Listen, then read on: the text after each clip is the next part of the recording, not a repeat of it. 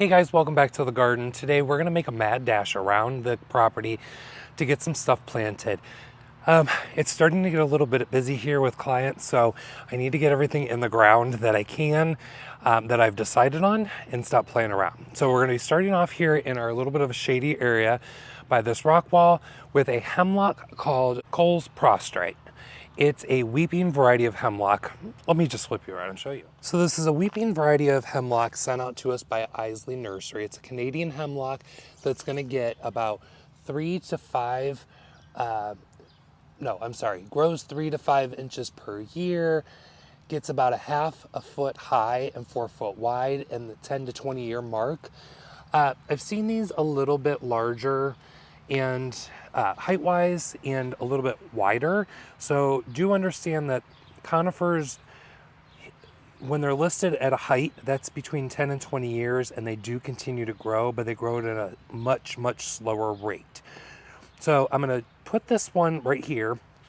They look phenomenal cascading over any rock walls that you might have, or if you want it just to be a ground cover. You can also train the branches up to get them to get extra height and then allow them to cascade back over, however you'd like it. If you're wanting something bigger, there is another variety that does get much larger. It's just a weeping hemlock.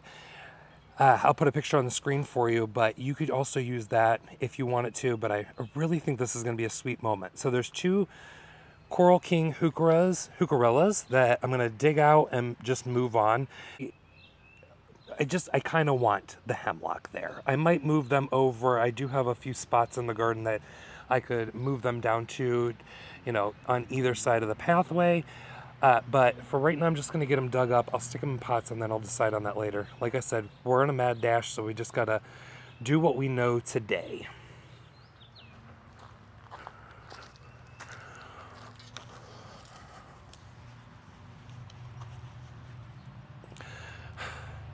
I think this is a 3 or 5 gallon pot.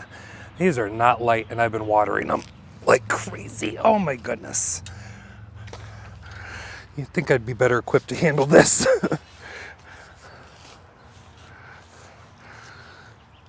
So in the surrounding area next to this, so you have some ideas of what I'm pairing it with, I have some Hakana clovergrass that's starting to finally make its way back up. It went through a really bad transition. Shocker. But I'm probably going to add a little bit more to it. There's some Solomon seal, the Copper King heucherellas, Geranium macrorrhizae, groomsmen, black hellebores, and then there is another geranium over here, which is, I'm not quite sure the variety. It does set seed and spread around. To be honest, I don't really love it. And I thought I had gotten it all out, but surprise. And there's some dwarf Solomon seal right below here as well, which is not a really common plant. And then despite this being, barely any root ball there, particularly shady most of the day, I do have 3 of the Tiger Eye sumacs in here, and they've done outstanding. They're not growing very fast, which is fine with me, but I really love the foliage. I contemplated taking these out and moving them to give them more sun so they could get large, and putting the bottle brush buckeye over here. I'm not committed yet because I can't figure out where to put these guys exactly. Okay, so we're also planted near a Norway a Norway maple here, which we're hoping to eventually have taken out because it is a terrible, terrible tree. And I am so sick of the helicopters and the seedlings that it produces. And honestly, they're junk trees. I'm sorry if the microphone keeps shifting around on you. Yeah, that's a big root ball. Okay. And it's somewhat over here too.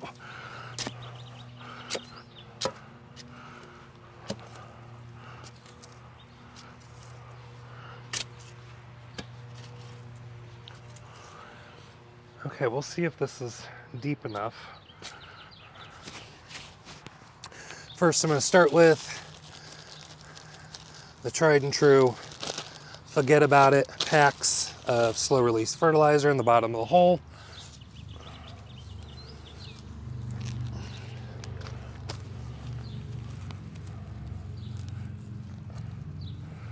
How do you get this out of here?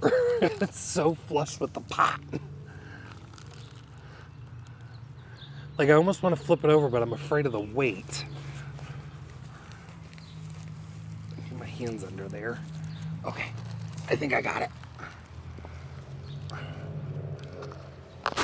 Oh. Oh. Whew.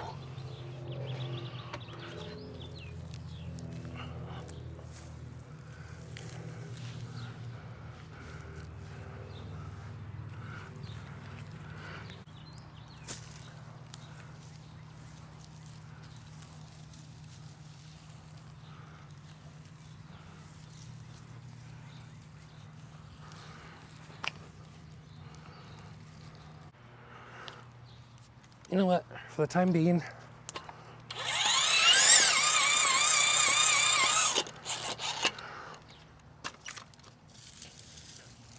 these need further cleaned up, but they are starting to put new growth out.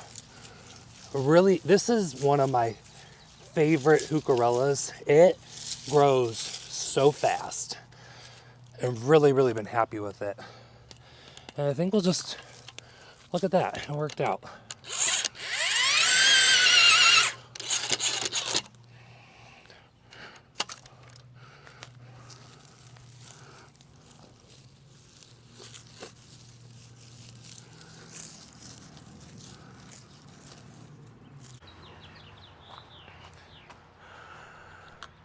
All right, moving on down the pathway here, we have another hemlock from Isley Nursery, which is a really beautiful one.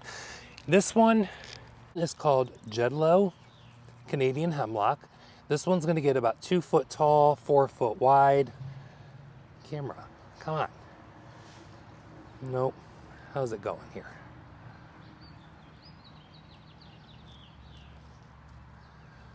So yeah, 2 foot high, 4 foot wide, hardy down to -30, sun to partial shade. I really like this one. I believe though these are Chamaecyparis. I could be wrong. Another one over here that I've since moved, and that one will be going as well. But this I think is just going to be absolutely beautiful right here. As you come down, to give it some definition and fluff. So to be paired with the Persicaria Golden Arrow, some more of the Hacanacloa.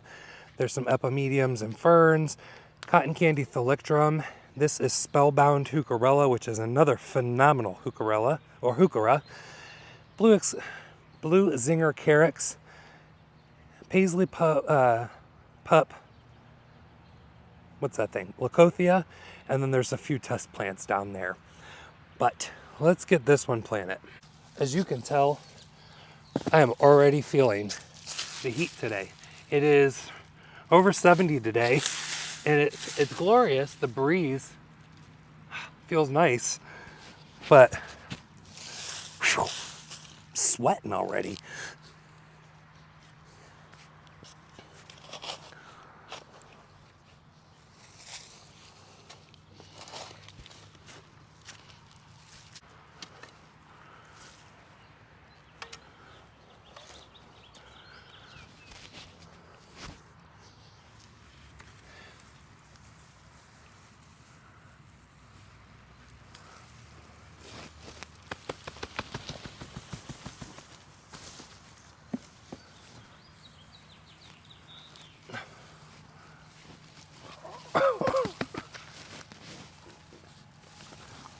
Oh my goodness.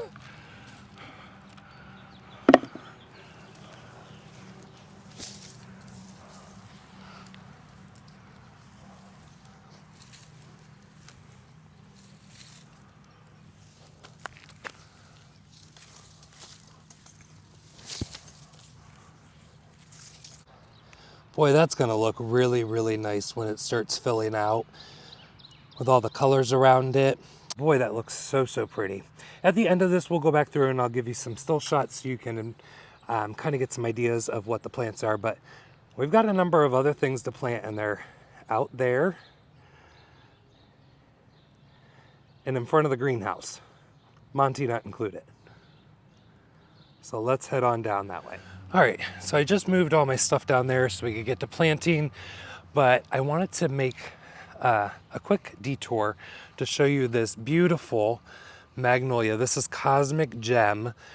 I planted her about the same time as I did the one I showed you in the video up by the garage. She's a little bit later blooming. She has a beautiful scent. She's white. She's got beautiful pink centers. Let's just take a quick walk up in here real quick. You can see here, maybe. They're on their way out. There's one more bloom, but I'm starting to see a lot of new growth on it, which is always exciting. Hoping this one branches out. It's a rather small variety, but let's make our way back down here and talk about what we're planting in this area. So I'm gonna set the camera up a little bit far back so I can show you and point to some things for reference. Okay, so we're still developing this bed. We talked about this before. We're going to be doing some rework of it, mostly just repositioning. The neighbor's dog's probably gonna start barking, so just be warned, she's very yappy. I don't know if I showed you, but I did take this bed out, and I'll show you when we're done planting here, that I did extend the bed and curve it. So now we have a little bit of a swoopy motion, make it easier for the guys to mow and such. But today we're gonna be planting out 2 plants here. One is Mini Twist Eastern White Pine. It's a beautiful pine, and I'll get in a closer shot of it here in a second. This one can get 6 foot high, 4 foot wide, but pines are really good about candling. So when they put out their new growth, you can just cut it and keep it into a nice shape.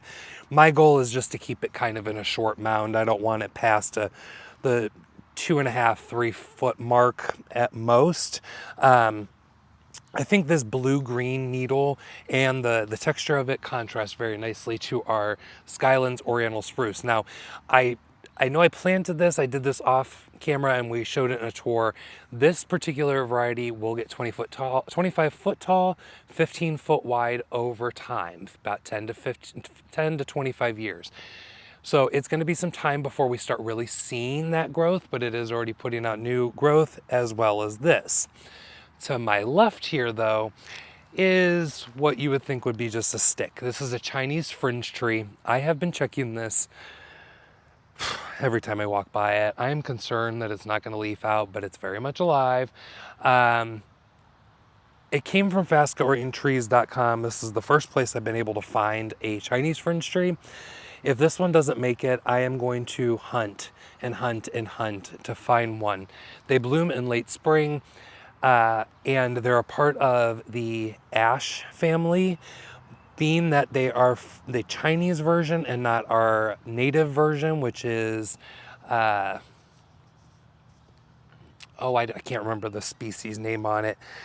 These ones have grown with the emerald ash borer, so it should be less susceptible to it.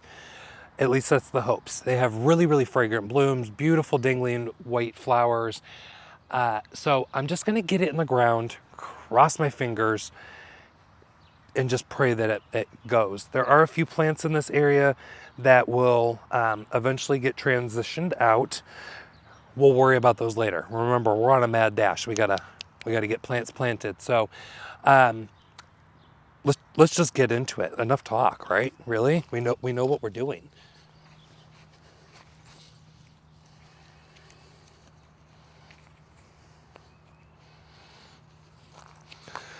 There was a plant here. It's a Windwalker's salvia, but now it's just a dandelion, and I don't expect it to come back. What a bummer. Yeah, Windwalker Royal Red.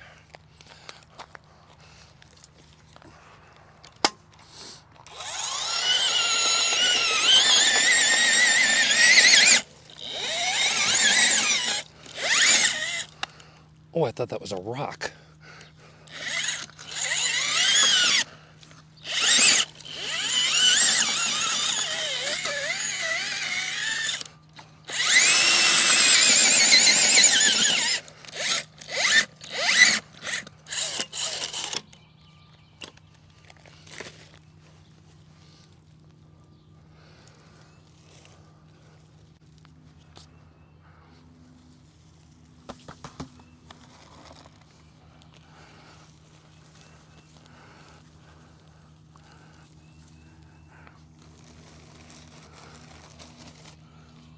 Forget about it.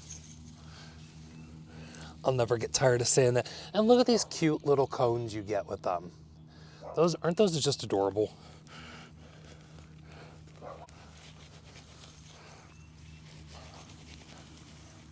I really like white pines because they're very forgiving. They're very easy going plants as well. So they can tolerate quite a bit. Sap.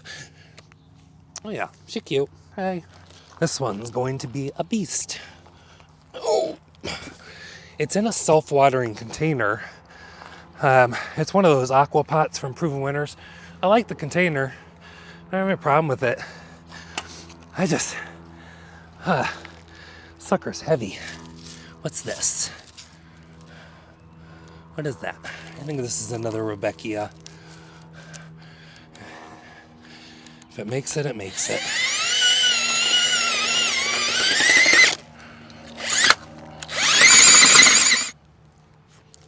I feel like we do this every video.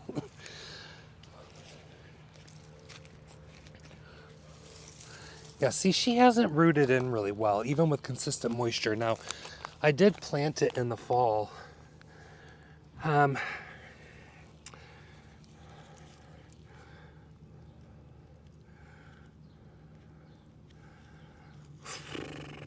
Gosh, I hope this makes it. If this doesn't make it, somebody please send me a good link to where I can find another Chinese French tree, because I'll be devastated if I lose this. I don't think it's anything to do with fast growing trees. I just think I planted it in a pot that, it was leafed out too when I had planted it, so maybe it's just late to emerge. Give it the benefit of the doubt.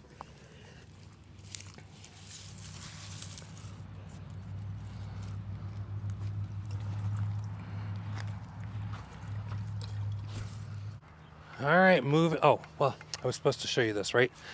So we did flare out the lines of the bed, excuse my shadow, and we brought it out and then circled it back in. Those are the rings that were in the center. I said that was a compilation. Still not sure. I can't get those guys out, if those are going to stay or not. And I'm just going to put those away. I'm going to get to sheet mulching later today or tomorrow. So we'll start killing this grass out and really start seeing beds. But now we're going to head over to the greenhouse and get the next set of plants planted. All right, so our next plant is one that I just picked up that I've been wanting to try. I think I tried once and I just had no luck. This is Verbena Homestead Purple. I will admit, Janie from Dig Plant Water Repeat has a big group of this, and I really loved it when I saw it, and I was like, oh, that's just the Proven Winners one. No, this is our native verbena that is just a selection like most other verbenas. The key to this is it needs exceptional drainage for it to be winter hardy here. Now, there is another landscaper. There's another landscaper on Instagram that I follow called Union Design. I'm sorry if I'm getting that incorrect, but he uses this a lot as well in his designs, and it seems to be pretty hardy. He said sometimes it won't winter over depending on the season that they're having. This area is pretty crummy as far as plant, selection can go. It dries out. I've got leaf mulch down already, but I'm going to pluck it in here and see how it does. I am going to be removing these perennials because this will eventually mimic what's over in the Amelanker area. With the addition going out to here, we're just going to run that over. That poor holly just looks pitiful. It's not coming back. I'm going to take it out and we're going to decide what we're going to do on either side.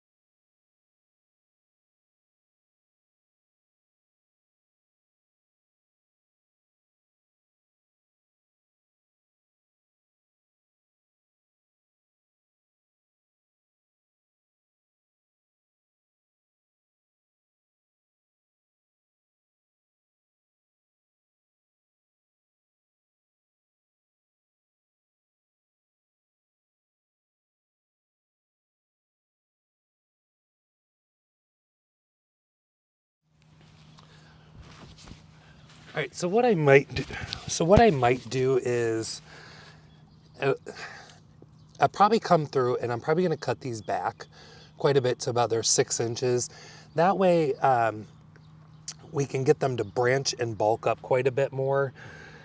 That'll trigger the plant to really start producing roots. He also said that if I plant these really, really early, like right now, and they have the whole season, there's a good chance they will take. Also, as they touch the ground, where the nodes touch, they will begin to, oh no, take from there. So I can even, if I cut these off, take cuttings and get more plants, which might not be a bad idea. You can do that with all verbena, just saying. So I think this is going to be really nice. If these do take, it'll look really, really nice having that all season color through here because they bloom from late spring all the way till frost. And there's very few plants that do that.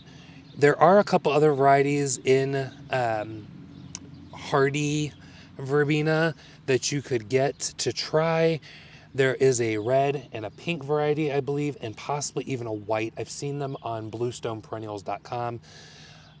No promotion there because I only shop there like once every blue moon. So you could try them out. Just know that they're going to come in like these 4-inch pots and they're a little more expensive than what you buy at the store. So I think these would be cool. I think it'd be cool to do the whole season. Even if they're just an annual, I got them for a really good buy. There's 8 plants here for $25. I got these at Petiti's Garden Center here in Northeast Ohio. So let's move on to the next one and then we're done. And we get to go work in the shade, which is nice. All right, so we're moving over here to the corner of the bed. You can see that little pop of blue. That's what we're going to be planting next. But I just moved out the bird bath, out from here. We had talked about moving that red bud. Here she is. She looks really, really good here. I did do a little bit of an angle on her, so it wasn't so noticeable that she was heavier on that side than this one. And this little white pine just isn't cutting it. It's not the right size plant for right here. It's not the right size look. So I think I'm going to gift that to a friend and let them have it. It also struggled a little bit, but now it seems to be doing fine. Who knows? It might end up somewhere in the garden. But next we're going to be planting these 2 plants right here. So first I would like to mention if any of my camera work today is really, really bad, I'm sorry. I'm going to shoot some B-roll at the end of this so you guys can see each and every plant that we planted up close and what it's paired with. There was nothing to talk about pair-wise with the verbena other than the other 2 I'm going to plant into pots and I'm going to hold them off for a container that I'm going to do at the greenhouse. But these right here are really, really sweet. I found these at my local grocery store, believe it or not, Meijer's. And it's a carnation called Oscar Cherry Velvet. The color is beautiful. The scent is beautiful. My microphone keeps falling down and I'm starting to get really irritated and I'm really, really hot. So I'm going to plant, I've got 3 of these. I'm going to plant these in here with this beautiful Miner's Merlot euphorbia that I picked up last year at a garden center. They fared pretty well this season, even though we had a really traditional winter versus our previous mild winters. A lot of the growth does come up from the base. So some of the stuff that did survive at the tops is starting to bloom. It seems like, I don't really know very much about euphorbia, but it must bloom on old wood because none of the new growth has it.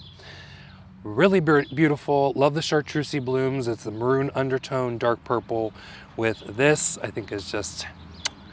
And then back here is one other conifer called, and I'm probably going to pronounce this wrong, but it's super, super cool, Shiraman Hinoki Cypress. And it gets this really wonky growth, very upright, 4 foot tall, 2 foot wide, grows 3 to 5 inches per year. It's hardy down to -20. So what is that? -20, that's 5. It's super, super cool. So I want to place it in here because the euphorbia doesn't get too big. It should be a nice little accent here and interest. And it prefers full sun to part shade. I notice Hinoki Cypress do a lot better in partial shade for me.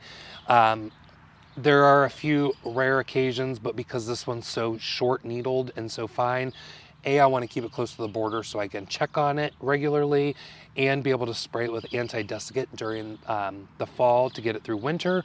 And it's easier to water through here, and it's not that big. And it's kind of like a little exclamation point. So I'm gonna get these beauties planted, and then we'll round out the night here.